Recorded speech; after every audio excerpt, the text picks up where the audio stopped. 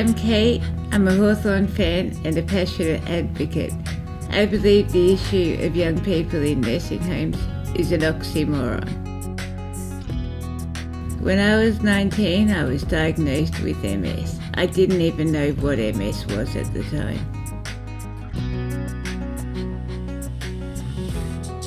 I lived in denial for several years, but still continued to live my life as normal. I went to the footy with my family on the weekends, and on Saturday nights went out with my uni friends and drank fluffy ducks. I graduated from my bachelor's degree at 21 and worked as a kinder teacher for the next 10 years. At 31, I became unwell and I was no longer able to teach. Refusing to believe that this was the end of my career, I then went on to study for my Master's in Education. When I was 33, I became so unwell that I was no longer able to live independently. The only option was to live in a nursing home. I can clearly remember my first night there. My parents walked me out, and at the front there was a heavy door. Once that door shut, I thought, that's it, my life's over. We used to refer to our rooms as our cells and each other as a cellmate because that's how depressed we were. Judy was a lady in her early 60s and she was the only friend that I socialised with, and we used to just go to her room, bail ourselves up and watch the footy. One of the carers would make us some fairy bread to eat while we watched it. It was the only time we saw colour in the nursing home. Everything else was in black and white. Ask me now if I would go to an aged care or if I wanted to go to a cemetery. I'll take the cemetery every time, because that's what I felt like the nursing home was, heaven's waiting room. My parents assumed that if they went to a nursing home, they'd be visiting an elderly relative.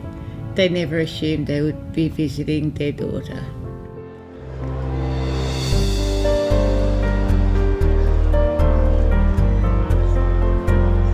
These days, my life is far better than it was back then. I live in shared supported accommodation with people my own age. Although I'm hardly ever at home. Once I'm up, I'm ready to go. I no longer need a carer. I'm back doing what I love. I'm volunteering at a kindergarten. I've just completed my 3rd degree and I'm always out socialising with my friends. I love teaching, and when the kids ask me why I'm in a wheelchair, I tell them straight up, because I have MS.